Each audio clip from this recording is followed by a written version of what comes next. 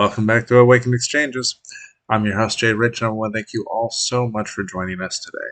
I love seeing that so many of the regulars are still tuning in and sharing this podcast with others, even as I'm just posting so sporadically right now. Thank you so much for the energetic support.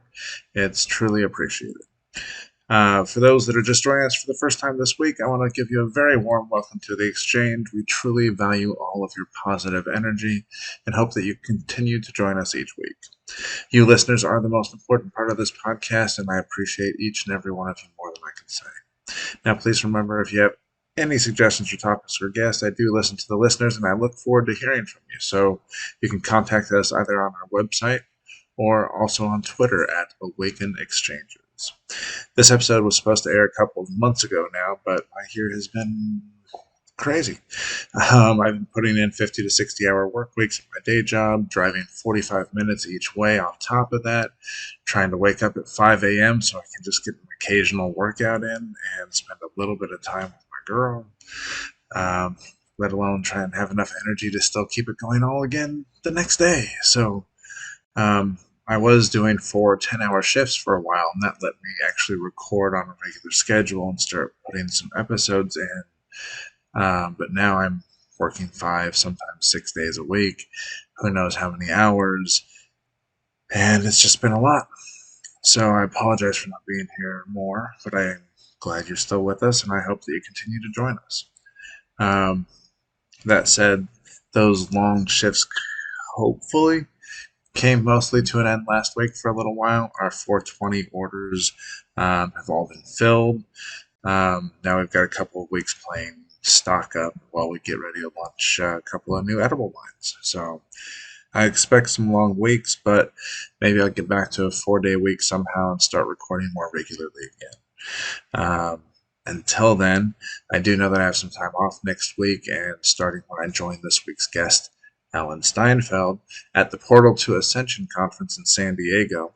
You've heard me talk about the conference with the last few guests, and again with these next couple that I'll be sharing with you over the next few days. But I'm really looking forward to the conference and a little break from the day job.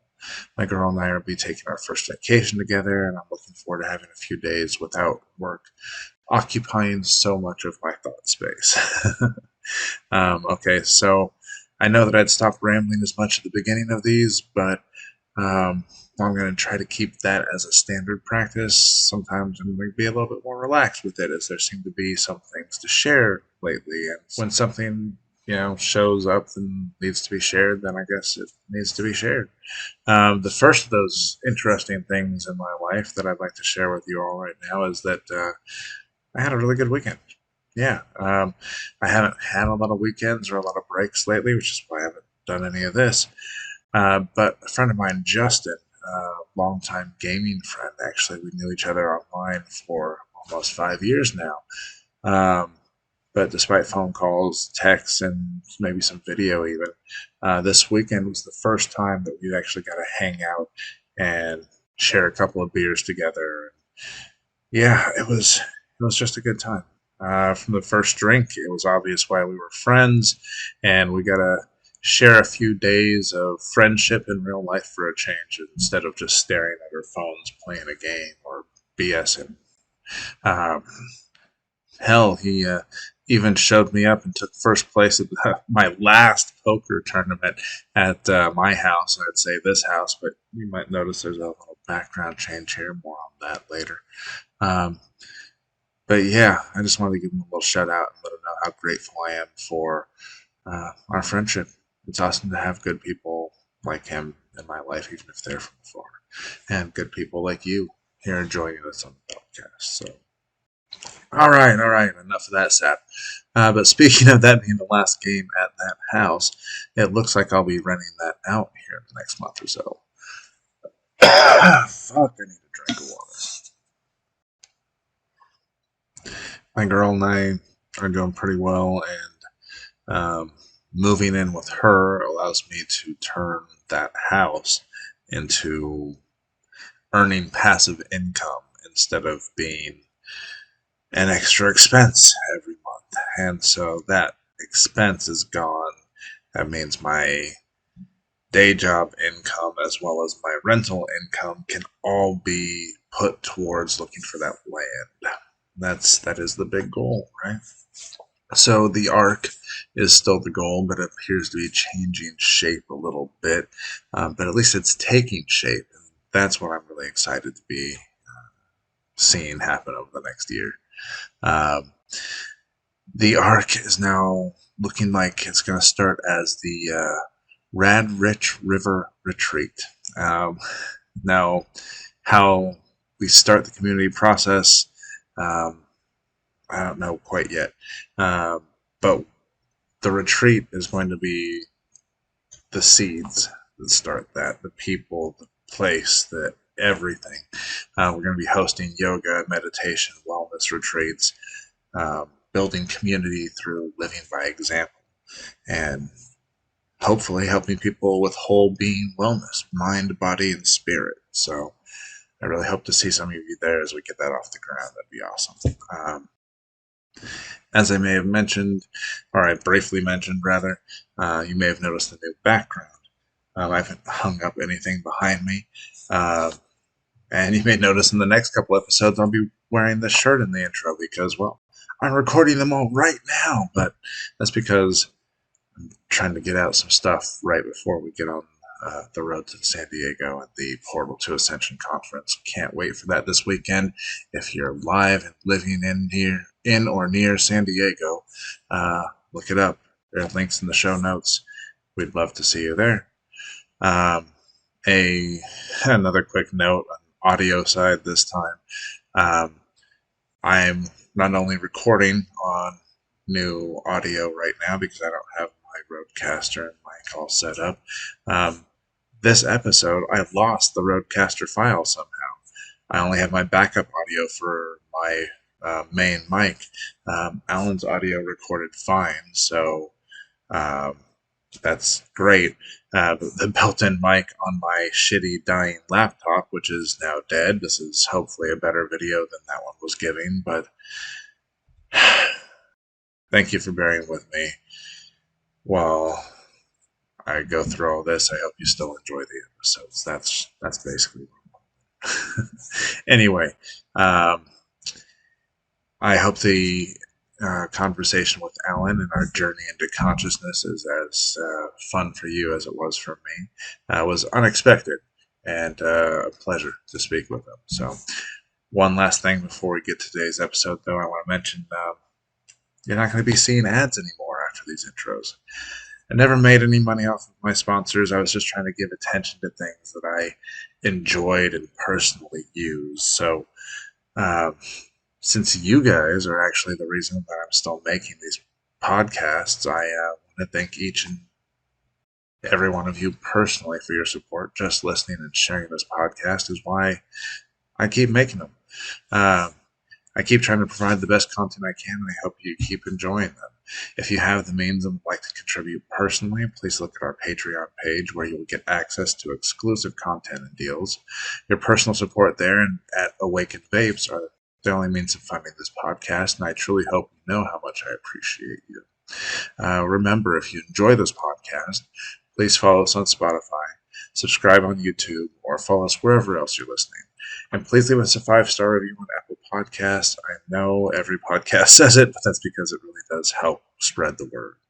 You can also support us on Patreon or connect with us on the social media of your choice. We are at Awakened Exchanges on Facebook and Instagram, and at Awaken Exchanges on Twitter. All right, now stay tuned, and thank you for listening to Awakened Exchanges.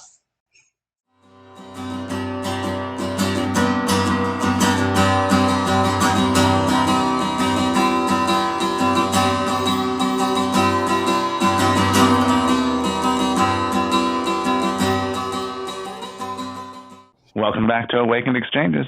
I'm excited to be here today with Alan Steinfeld, the consciousness explorer extraordinaire and author of Making Contact. Thank you for joining us, Alan. Thank you, Jay. Always good to be here. I really am happy to have the occasion to talk about this. Sorry, John, did I call you Jay? Jay is the podcast name. John is the other, and people know both. It became Jay. Just is what everybody ended up calling me, so that's what became of the podcast. So So your name you're all is good. Jay and John as well. Exactly. Okay, I thought there were two different people, two different sides of your. Exactly. It's the different sides of me. So what should I call you? I'll call you Jay because that's what you call yourself, right? There you go. All right. What what was the question you asked? I was actually just welcoming you here. We can start again if you wanted me to. Oh no, let's keep going. It's always good to All right. record. I think it's good to have people see under, we're just here exploring and talking with each other as well. And, right. Yeah. Humanity happens. It is what happens all the time when you're not looking or when people are looking or not looking. But anyway, yeah, I'm very happy to be here with you, Jay and John. Happy to be here with you both. Well, I'm incredibly grateful to have you with us, and I'm sure there are plenty of people in the audience who are familiar with your work. But for those that aren't, would you mind telling them a little bit about yourself and what you do? Well, for the last 20 years, really, it's been 20 years since I've started in public access with a show called New Realities. And then in 2006, when my girlfriend told me, guess what? All those old videos you've been doing, you can put them somewhere. And she told me about YouTube and became one of the first YouTube creators in 2006 before Google even bought YouTube. And the passion was to go around and interview people I was interested in talking to and learning from in metaphysics, spirituality, philosophy, ET realities, ancient civilizations, the stuff I really enjoyed that talked about different levels of reality. So my work's really about cognition, perception. How do we know what we know? And how do we know what we don't know? How do we get to learn about the mysteries of the world? So it's an exploration of the unknown in a way. I love it. It sounds very familiar to how I got started on here, just a little bit later. I just want to say recently I've written a book called Making Contact, which is about not just my story, but I looked at 12 of people I consider experts in the field who have devoted their life to this subject, and they all wrote an original essay for the book. I got very one. Cool. Yeah. One that wasn't for the book. Actually, there's two. There's John Mack, who was the professor of psychiatry at Harvard, who is no longer with us. But there was an essay in his archives that was never published in print before. It was only online or part of it. And then I asked his archivist, and his archivist asked his family. So there's this essay by John Mack, never before in print. And I'm sure if you're interested in UFOs or anything like that, you know John Mack, because he was a real pivotal figure in the field. Do you know who John Mack is? I know the name. I couldn't pull out his exact what he had done before, but there's so much jumbled up in there from the exploration. Okay. But anyway, so the book, Making Contact, is an overview from these 11 experts, 10, 11, 12 experts. There's a couple who wrote this piece together. About what it is to make contact with these other beings. And we don't know if these are aliens or interdimensional, but there's something that's knocking on our door. And I have to say, nobody knows what that is. Not the government, not the military, not the politicians, not the people. Everyone has a piece. So that's why the book, in order to be a real explanation of the phenomena, needs many different perspectives, like a mosaic, pieces of the mosaic, to just get the whole. And that's not even the whole picture. They're parts of a puzzle that we have yet to complete. And that's what's so exciting about it. There's no other field I can think of that has so many unfinished possibilities. I mean, there's science, of course, and the exploration of space and, psychology, but what is really unknown? What is the unknown reality, as Jane Roberts Seth said? So that's what's so interesting for me. Well, like you said, in the science and psychology, people that are working in those fields more often than not tend to think they have a lot of the answers, and there tends to be less of the exploration. Those tend to be the outsiders that push that exploration forward. Right. And I think they're all exploring towards that same thing. And that, like you said, it's that unknown. Exactly. The unknown is much bigger than the known. And like, I love talking to scientists who think they have the whole thing figured out. People like Neil deGrasse Tyson saying, "Oh, those were artifacts on the radar that weren't real." And, when we talk about some of the investigations, like that's what we call scientism, the belief in science, but not true explanation. So scientists will never say, for the most part, they don't know. They'll always try to fit the world into the tiny picture they have, and everything else, oh, it's an anomaly. So what's an anomaly is just some piece of the world we have yet to discover. And if you read Revolutions in Scientific Theory by Thomas Kuhn, he says it's anomalies that change our worldview. It's the anomalies that need integration. There is no such thing as an anomaly when you have a bigger picture of all of reality. So, that's our goal, is to see the big picture of reality. And it's not just logical, rational ways of understanding. That always makes me think back to J. Allen Hynek, who, with Project Blue Book, he helped create some of those, oh, it's just swamp gas kind of things.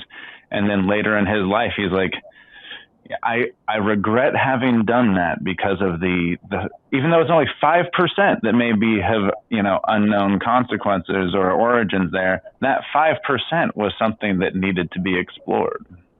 Right. And he's a great example, J. Allen Hynek, of someone who came into that field thinking, oh, this is all nonsense. It's all swamp gas in a way. And realizing that once he started to go deeper into this, he realized, wow, there really is something going on here that's inexplicable.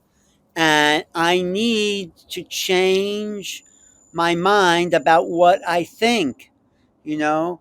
And, my favorite quote about changing your mind is what Winston Churchill said. He said, if you can't change your mind, you can't change anything. So it's like that. We have to change our mind about how we think the world is, because the world is nothing we think it is. The world, whatever that means, reality, the infinite, it's not about thinking. It's sort of about knowing. It's not knowing in the sense I know. It's knowing in the sense where we feel the big picture. It's about feeling. It's about left brain versus right brain, or right brain versus left brain. It's like, we have two different processes in Yes. this equipment, and they process the world differently, but they're not in opposition to each other, which has been the old worldview. We need to be whole brain, so we need to be logical and intuitive. If if we're one without the other, then it's like the Native American saying, "A bird can't fly with only one wing." So it's like, that. Yeah. They're complementary portions. You can't have one without the other. Exactly. Thank you. Yes. Yes. Yes. So, how exactly did you get your interest in this? So you started with New Realities in 2006, or before then, actually. Yes. What spurred your interest? I had some very anomalous. I'm going back inside. There's too many mosquitoes out in the jungle, though. That is one of the downsides of the jungle. The insects still exist, that's for sure. I mean, I know their importance out there, but we got a little spoiled up here sometimes. Right. Where are you located? I'm up in Portland, actually. We've got snow coming outside of my window right now. Portland, Washington. Oregon, yep. Portland, Oregon. Oh, that's one of my favorite towns. I have good friends there. It's a great place to be. It's a little different than it used to be, but I still enjoy it quite a bit. There was a whole mass migration from Portland last year among people I met in Sedona, and about 20 people had picked up and left. I was going to say, I know a bunch of people, Sedona, Austin, and a couple in the San Diego area, I think, also. Yeah. But anyway, how did I get into this? Here's your question. Yeah. And how did I get into this?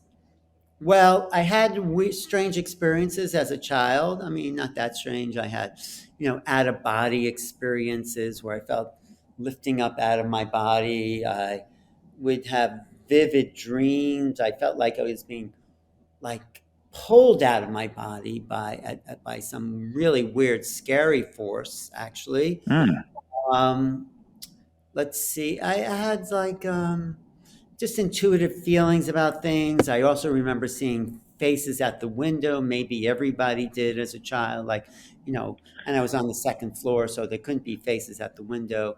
But it sounds like you had to face some fears early on with some of those things too. And yes, I always had to go to bed with the light on, the radio playing, which my parents hated because it's like my father would come in and say, "Don't you know that's costs money, the electricity?" But I did. I for many years, I still like to sleep with the radio or some like YouTube or something on in the background, just to keep me. It helps me fall asleep. So I don't know. I always had a interest in philosophy, in art, in creativity. But I also loved rational thinking too. I loved mathematics and science as we knew and thinking that way. So, I think when I heard about the ancient Greeks and how part of what their discipline as citizens were to exercise the mind and exercise the body, it was both. You needed to really have really keep your body in shape and keep your mind in shape. That was a huge influence, this study of the ancient Greek philosophers and their whole way of life and understanding that even though they were kind of the foundation of Western thinking, if you really read the dialogues of Plato and his teacher, about his teacher Socrates, of course, everyone's heard about Socrates. He was not, he was a really rational thinker and would question people. The Socratic method would be to get to the core thing, but he was a mystic. And Western philosophy courses don't talk about the mystical side of Socrates. He would stand sometimes for maybe a day in like a trance, just getting what they call the daemon. Daemon is like your soul essence, DA. And he actually said that his daemon was the reason why he didn't try to save his own life, the reason why he decided to go through with that.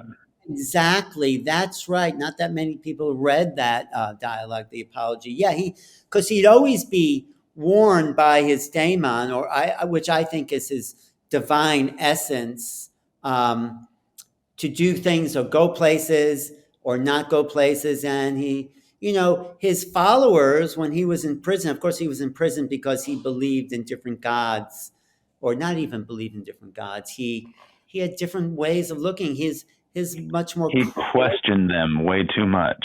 Exactly. And the authorities don't like that. It goes back to that understanding that Timothy Leary said, question authority, but the authorities didn't like it.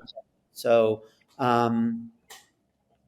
he was put in jail because he did question the authority and sentenced to death. If you want to read a dramatic case, read the Apology by Socrates, who really said, I didn't do anything wrong. I just questioned people's beliefs, you know? And so, anyway, but he was a mystic, and his understanding of the world and you know what he said before he died? He told his followers, I mean, and like you said, he could have escaped, but his daemon didn't say anything. So he just said, and he said to his followers the day he was going to drink the poison, sacrifice a chicken to the gods. And that's what people did after they had a healing. So that's really interesting, isn't it? He said that to his followers as if he had a healing. And, um, but he was somebody, I guess, in high school that I realized was interested in beyond the ordinary, you know, ways of thinking about reality that were deeper, that were levels and levels deeper. So, and that's why I love books. I mean, here you have a philosopher who lived, 2,500 years ago, talking directly to you, and actually even studied, well, it didn't get very far in ancient Greek, but these are the words of wise people that are speaking directly into your consciousness. So I just thought that's miraculous. So that's why my apartment is full of books from all the great beings. So, and I was going then to say, not many people look at books like that, but reminding yourself that you're not just getting their vision of the world, but you're getting the words inside their head, that they're actually speaking to you in a way that you can't get otherwise. That's exactly. pretty powerful stuff. It's so exciting. It's so like, wow, how is that even possible? How is that even in this amazing world? Of course, that people don't even think about it today, but when you Too many screens and phones, and I'm guilty myself. no, but when you read the words of these great thinkers who Greek philosophy influenced all of Western civilization and everything that would come after, and science and thought and creativity, all that. So, yeah, those are very exciting moments. And then, so if you have a lot of books, all you can do is actually write your own book to add to that collection. So. So that's why you decided to do Making Contact, I'm assuming. Well, that actually came about because I did start to get into mysticism a little heavier. I saw people starting to channel. I saw Ramtha in my, who Ramtha by Jay-Z Knight is? Have you ever heard that channel? I've heard the name, but I don't know if I've actually seen the channel. The channel was probably one of the early great channels of the 1980s, before anyone even heard of channeling or knew what channeling was. Before I even knew what it was, someone said, well, there's this woman who channels a 35,000-year-old warrior from Atlantis. And I said, okay, she must be crazy, right? Because who even heard of Atlantis and all that? So anyway, I went to see it, and it had this awakening moment where I realized, yeah, there must be more going on. There must be another level of reality. So it kind of fulfilled those parts of the vision I had that started in high school that said, oh yeah, there's more going on. So that's what came to me, and that's what opened me up. And then I think I must have had early contact experiences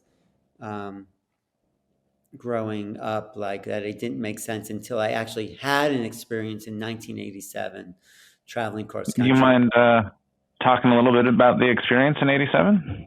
Yeah, I mean, I have to say it's not as dramatic as a lot of people talking about their contact or abduction experience, whatever you want to call it.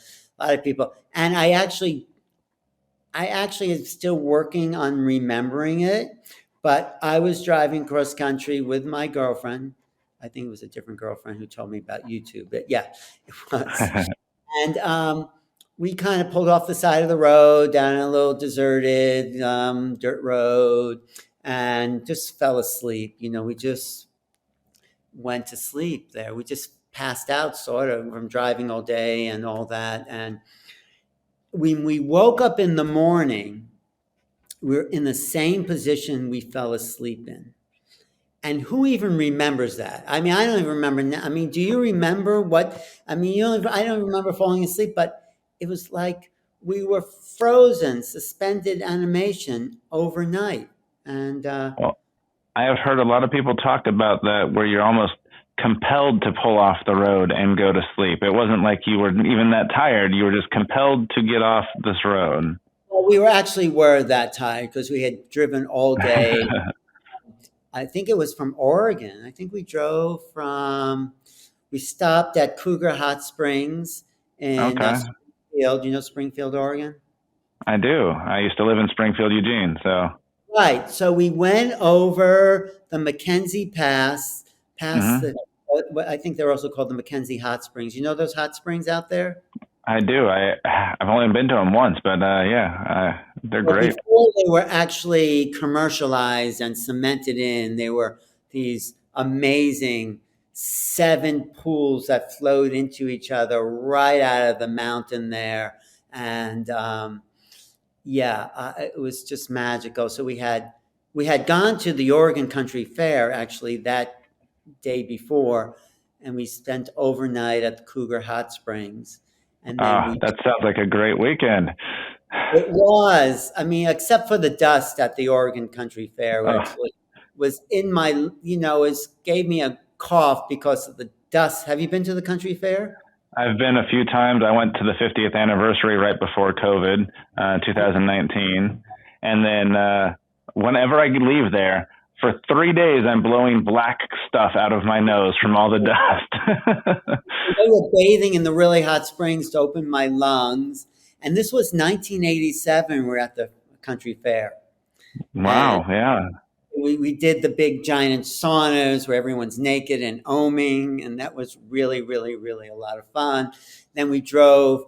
I guess we left in the afternoon, spent overnight at Cougar. Then we drove over the Mackenzie Pass, through the Sisters, and then I think we went further south and picked up 80 route Interstate 80, and we headed once we got onto 80, I think somewhere in what's next to Oregon there. Is that Idaho? No, that's Montana. No, it's not Montana. Yeah, Idaho's going to be the border there on that side.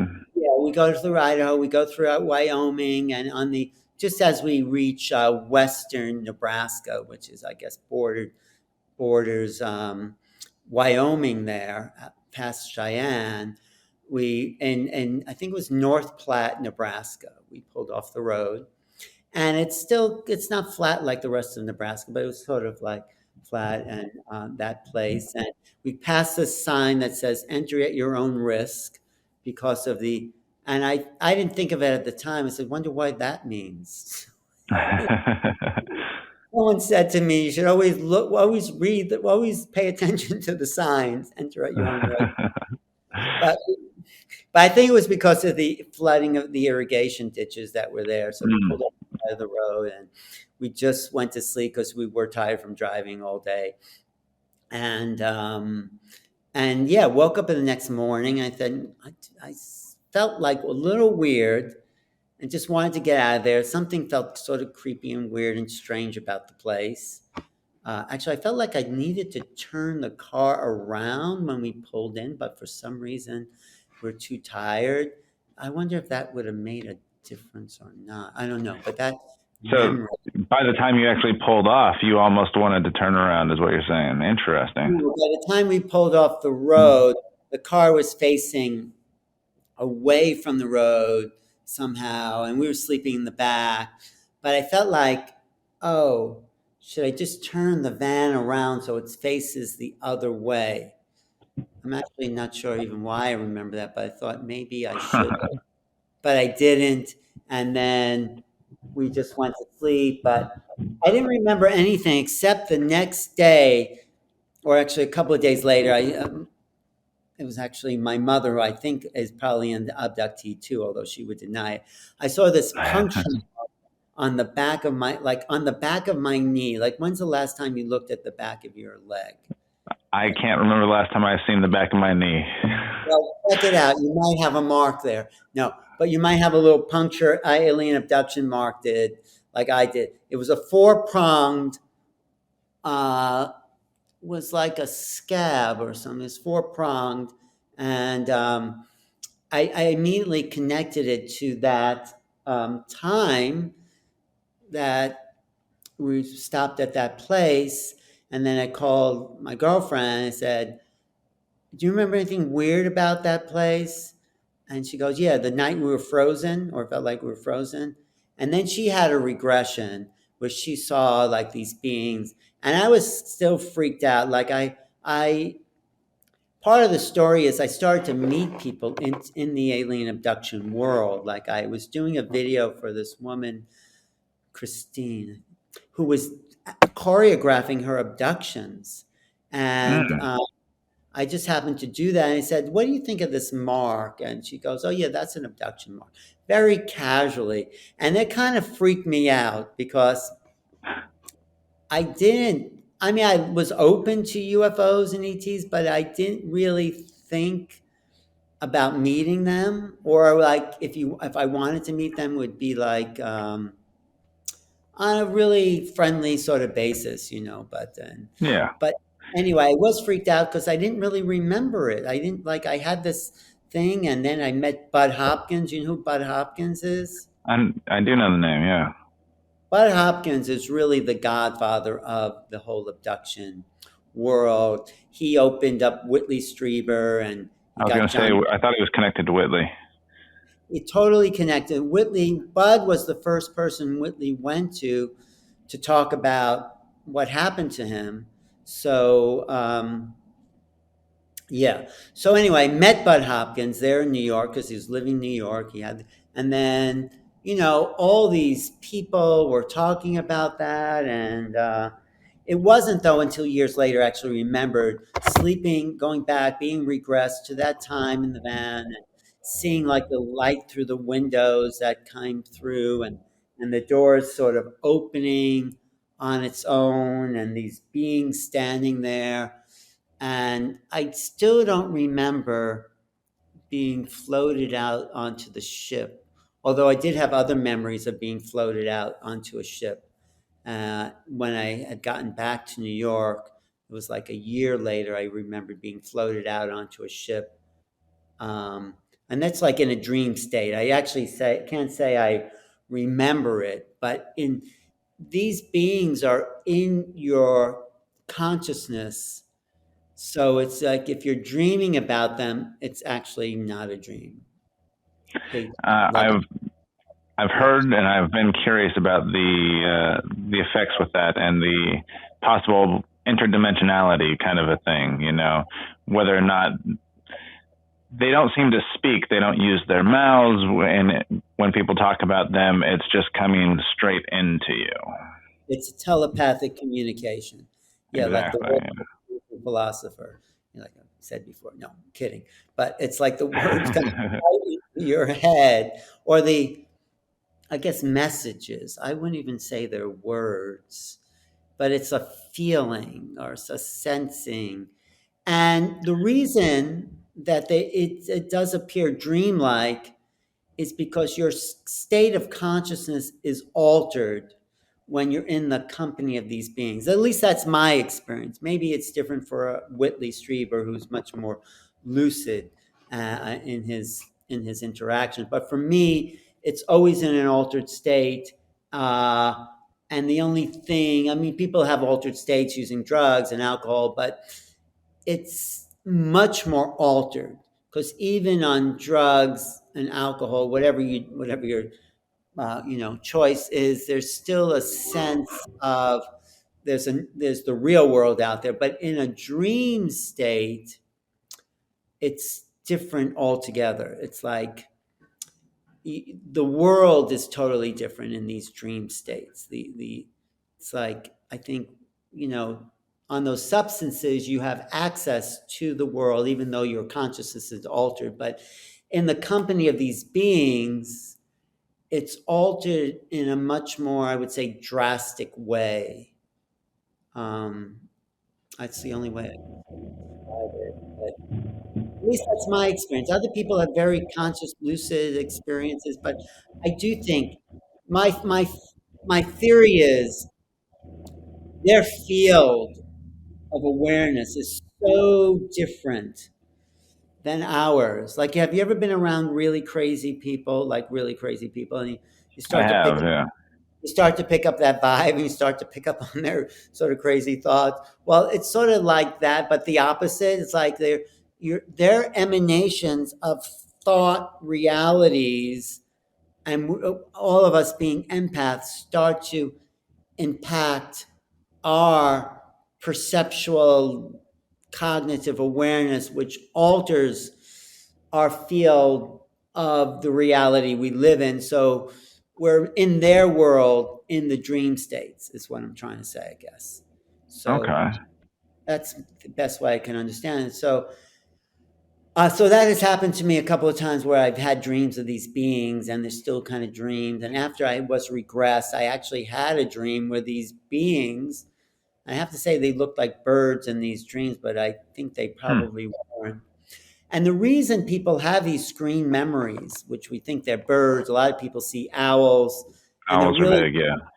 they're really not owls. And there's two theories behind that. Either the ETs disguise themselves as owls, or the actual vision of the ET is so shocking that you screen your screen memory of them is to make them into owls. And it might be a little bit of both, like, oh, the ETs are doing, and we're also creating it ourselves in our own psychology. But on a whole other level, I have to say, Jay, we might not even be dealing with ETs or extraterrestrials. It could be that who's ever interacting with us is something so other than what we know reality to be. If you know what I'm just. Yeah. Have you talked with Geraldine Orozco at all? Geraldine happens to be one of my best friends. No, I like Uh, Geraldine. He's quite a genius, quite a explorer. Very genuine as well. I spoke with her just a few weeks back. She's going to be on this series for the Portal to Ascension Conference, which we'll talk about a little bit more later. But she was talking about how the different beings seem to be around for different reasons. They're there. They're not necessarily good or bad, but they need to hold that balance for people. So different people are experiencing different things. And that made me think of like Whitley, you said, being very lucid and having those conscious memories are probably there for a different reason than your awakening that you're coming to through your side of things. I don't know if they're there for different. I mean, maybe that's true. I'm not saying it's not true, but I'm just curious. I think we may interpret their reason for being there differently, but I think their reason for being in our presence is to wake us up to who we really are. And that is different for everyone, actually. That presence is different, that awareness of self. But who they are, there might not be one they. There's probably multiple aspects of beings, and they might be here for many reasons, but they are waking people up to the greater reality. And that's that's their purpose at this reason. I just was listening to Whitley yesterday, and he says, and he's sort of like, I would say, my mentor in this field, because when I was looking for answers and I read Communion, it's like, Mm-hmm. I look at the book Communion, every word is every sentence is underlined. Because it's like, oh, but he says that, this reality has always been around, this metaphysical, occult, hidden reality, but it's much closer now. It's somehow touching us in a much more direct way than it ever has before. And that's why you hear about people waking up all the time. They're waking up. I mean, they're not even talking about ETs, but they're talking about their awakening, their spiritual awakening, their sense of oneness, their sense of wholeness. And the ET thing is an extension of that, but it's really the avant-garde nature of spirituality. If you're interested in the avant-garde. Absolutely am. And I know that you've actually done some other exploration and writing on the soul and karma as well. I'm assuming that these are all linked in your mind, the awakening and how this is all coming about. Yes, the soul, karma, creativity. I've done a lot of writing on that. Healing. Maybe not so much about the nature of the soul. Is that, yeah, I mean, once you start remembering your past lifetimes, you might even remember lifetimes off planet. I mean, if you can stretch your mind to that possibility. So it's like life, I think, is everywhere. It's an emergent property of creation itself. I mean, the DNA molecule is proved to be older than the Earth. I mean, not proved, but Gary Nolan, biologist at Stanford University, says that it looks from the complexity of the DNA molecule that it's 10 billion years old. The Earth is only 4.5 billion years old. So maybe certainly leads credence to that panspermia idea, something coming into our atmosphere. Exactly does, and that is evidence that, yes. So, but what I'm also saying is life and consciousness is everywhere. So I think we've had lifetimes. We've all, each of us, everyone watching this is not your first rodeo. You've had millions and millions of lifetimes, and it's all recorded in the soul. The soul remembers every moment of every lifetime. And some people connect the soul, the psyche, to the subconscious or the unconscious, but it's the essence that you take with you lifetime to lifetime. And it's all, some people call it the Akashic records. You can call it whatever you want, but it is the vibrational, I wouldn't say memory, but the vibrational residue of experience. The essence. The essence, yeah, you can call it the quintessence, the fifth essence, the soul. I like that. But do you know the difference between soul and spirit? Let's hear it. Well, do you have any idea? Because I'm not saying I'm right. Well, my thought is that the soul is what comes with the soul is what comes with us throughout, whereas the spirit is more like this incarnation. It's kind of how it's felt to me. Right. I would say this incarnation is the being, the essence. But what I've learned, and this is just, there's no right or wrong answer. I would say I think you're right. The soul is the thing that follows someone incarnation to incarnation. But the soul is, in a sense, the child of the spirit. The spirit is the first emanation of the creative expression that reflected upon itself. In that reflection, so, yeah. You're thinking of it like spirit as in all of us are connected to a singular spirit. Exactly. As opposed to spirits. Okay.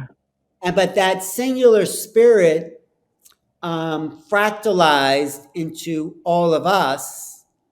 So there's a singular spirit that's entangled because it's only, or consciousness, whatever. And then the thing that travels from lifetime to lifetime comes with that fractalization of spirit that is your soul memory or Akashic record. And in order for the spirit, which is that oneness, to gain wisdom from experience, it needed to have a recorder of the experience. This is actually Ramtha's teaching that makes the most sense to me. So, without the soul, there's no wisdom gained from experience. And we're here to have experience. That's why we've incarnated for the human experience. Maybe we'll incarnate somewhere else for the Pleiadian experience or for that. But the human experience is where we're at now. But the human experience is also fractalizing into next level realities, which is why people like Geraldine are here to talk about that. But the soul remembers those experiences as wisdom, as wisdom. So, like, yeah, you don't want to put your hand on a hot stove twice because you've gained the wisdom of that experience, but also things like jealousy or anger. Well, you have them, but when you've really gone to the core of those experiences, those human experiences, you own the wisdom of that experience. When you go and feel the depth of those experiences, it's like your soul says, okay, got this one. And it registers as wisdom. Like people in addiction programs, they reach bottom, and they say, oh, okay, got this one. If they choose this, I mean, I don't know, but. I was going to say, you have to get to the root of the problems. You have to get to the root of the issues. Right. And also the root of this thing is not really making me feel better anymore. It's like, okay, what? And then you learn sometimes. It's like, okay. Hopefully. Yeah, if you go to the root of it, I think you're right. If you get to the root of the problem, you see, oh, I'm not such a bad person, or I'll just tell you a personal story. It's like, well, it's not about addiction, but it's about a relationship in the family where I've been trying to help this person just with their trauma. It's like I realize, like, oh, anything I do or say will not help this person. It's their thing. So I can't make myself wrong for not feeling like I've helped this person, which was my pattern. So it's like, oh, this person still have their issues and I'm supposed to make it better. But so it's I'm no longer responsible. When I acknowledge that I'm not here necessarily to make someone else happy, then, and take responsibility for, like, okay, I can let that go. The issues around that interpersonal relationship cleared up. It's very similar to my ex was a little bit younger than I was, and my last major ex. And I was going through an intensive growth period. I was getting a lot of information, a lot of things going on in life, and I was trying to take her along with me. I was trying to get her to see things from what I was trying to see. But I came to learn a little too late, unfortunately, that she needed to process those things in her own time, her own speed, and as they opened up to her. Exactly. Good association. And you can't do it for someone. And they have to want to do it themselves. And you have a choice then. Either it could be brought down, or you can say, really great to know you. Have a great journey. Or something like that. That is where our journey eventually took us, even though I tried to hold on and not create any additional karma for a little while, but that's my own holding on a little too tight sometimes. Right, and that does create the karma, actually. It does. Exactly. So by trying not to create it, I'm just creating more. Exactly. Trying not to create it creates it. Yes, exactly. But yeah, that's the human experience. And it's not always a picnic, but it's also what your soul, that was wisdom of the soul gained from that one. And that, is one of the experiences. Of course, there's really great, beautiful experiences we have as human beings. And on other planets, other dimensions, we have other experiences. But what I think is so key is that the whole human race is about to shift realities of dimensions. And we're about to learn, I feel, the next level of incarnational understanding wisdom. We're upgrading into experiences. Because how many times can we have the same old human drama experience? You go to the movies, it's like, I mean, I can't watch these movies anymore about the human drama because it's all drama. It's all drama. So, anyway, it's like that. I understand that. In fact, part of me misses going out to theaters and doing some of those human experiences with others. But then the other part of me realizes that I'm listening to the same stories being told. I'm listening to the same drama, and I'm not moving forward in that progression. Yeah, exactly. So you can say, you know what? I'm complete with the drama. It's like I've owned the wisdom of this experience. Means you get it. And when you say that, people in your life will change. The people around you will change. I mean, they won't change, but the people that are there will have different people, maybe, or the people will change. Because it's like, you have to listen to that voice and be true to yourself and make those changes within you. You have to live those for other people to be able to change. They have to respond to you as opposed to you trying to force them. yeah, you can't force anyone to know anything. It's like, Yeah. it's just, they'll get it on their own time. But, that's why this is a schoolhouse and there's, from kindergarten to PhD, everyone's learning their own trip here. So yes. Is this program, I just want to ask, is this program an hour? How long does this go? I know that we are getting close to the end, so I do want to ask you a little bit about, I know you're down there in Mexico right now, and you're down with Neil, who we interviewed not too long back. There's the Portal to Ascension Conference that's coming up in April. Is that right? Yes, there is. Hope you can make it there. Yeah, it's in San Diego. I do plan on making it, so I'd like to see you. I'd love to see you in person. Go to ascensionconference.com. I'll be speaking there. I'm helping to organize, and along with my friend Joan, who's actually in Mexico with us too, and Neil, of course. And it's a 3-day conference with people really dealing with these alternative ideas, ancient civilizations, spirituality, ET connections. One of my favorite people, probably in the world, or people in the phenomena itself, is Linda Moulton-Howe.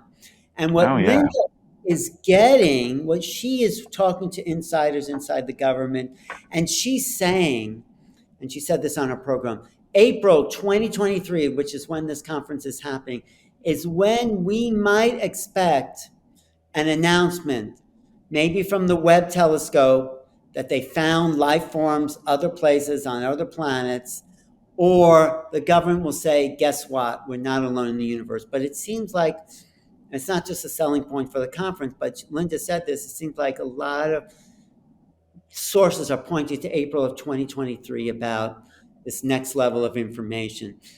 And it's very interesting. You mentioned the James Webb Telescope because they just, I think it was today, announced that they saw clouds on one of the moons around, I want to say, Saturn. So that's it. Being able to identify things like that, yeah. Well, once you look at the clouds and you look at the spectra graphic, you see if there's organic matter. And supposedly the Webb is so good, it could actually look at things on the planet that, so we might be close to the answer a lot of us have already known.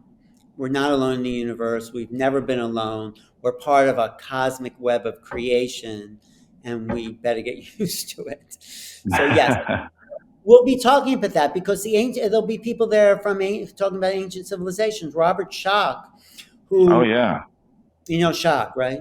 I'm looking forward to hearing from him. I first heard about him in Graham Hancock's Fingerprint of the Gods when he was helping with the Sphinx. Right.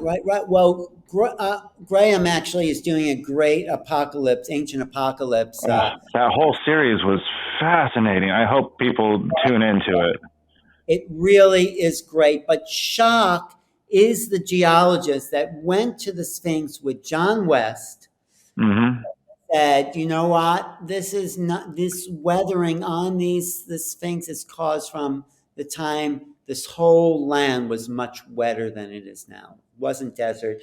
And if you go back 10,000 years, all of Egypt was more jungle, more tropical.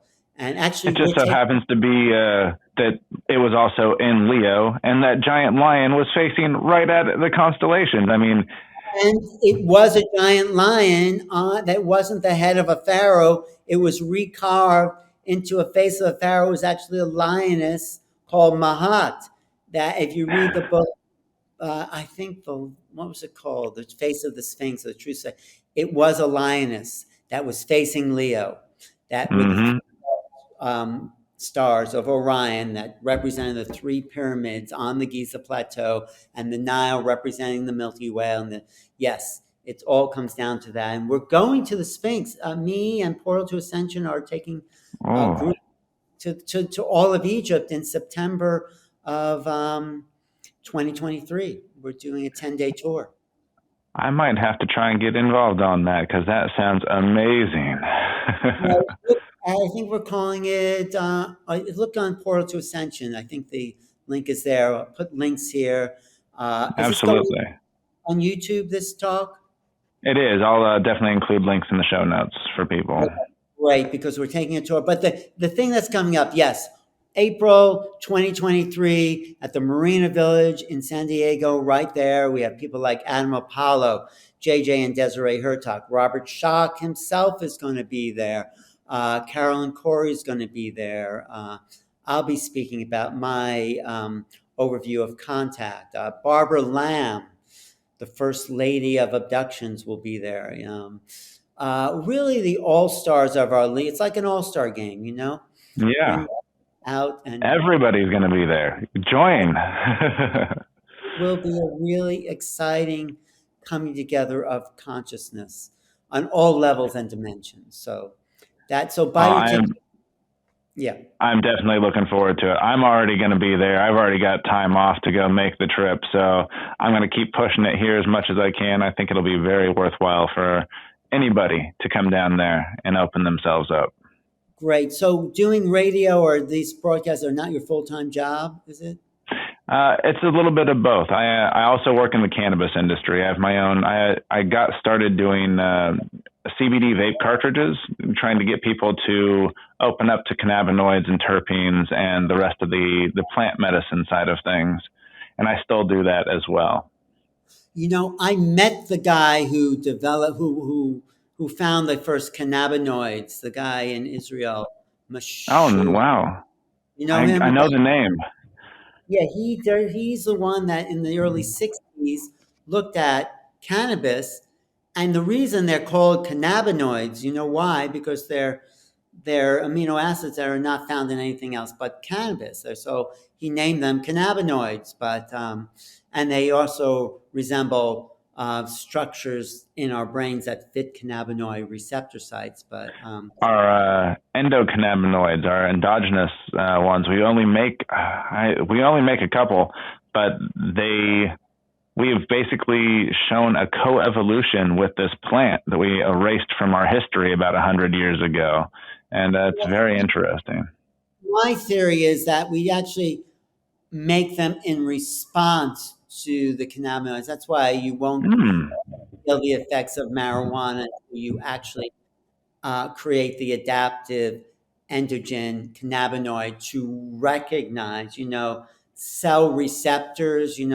Listen to Bruce Lipton. He says we have receptor sites for different things in our environment. So this is my theory. So when something new comes in, it's not recognized because there's no receptor site for it. But when the receptor site is formed to that particular stimulus, that's the endocannabinoid that was made in response to the stimulus in the environment that then actually receives the cannabinoid molecule that lets people have those experiences.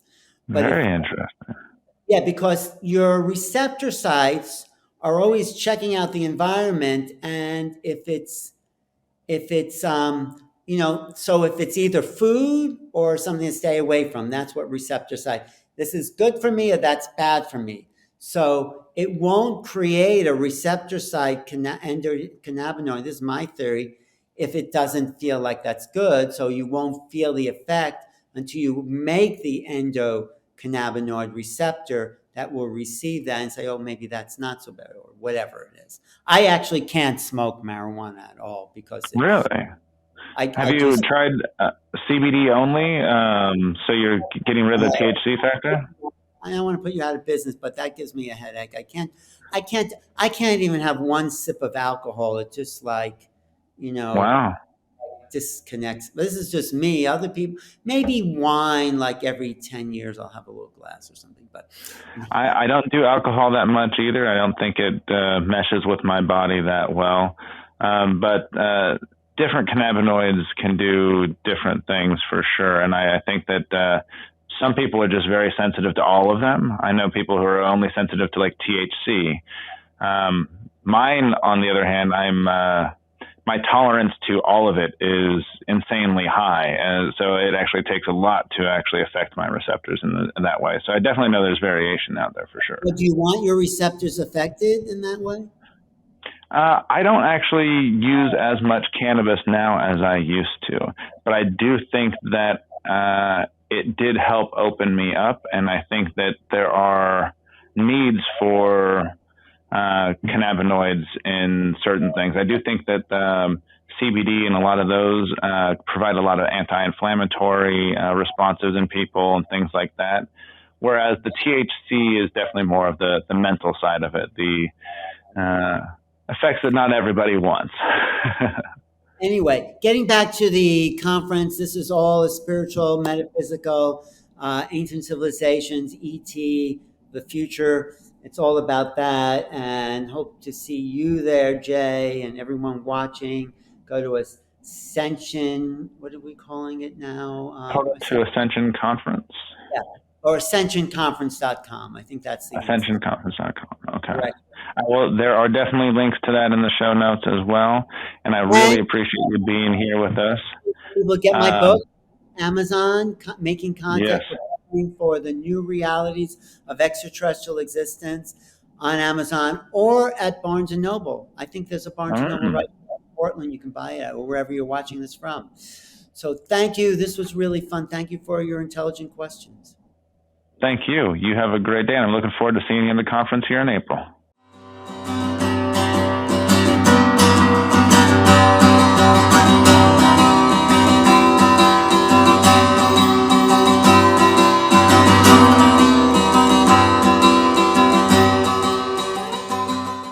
Thank you again for listening, and I hope you enjoyed this episode of The Exchange.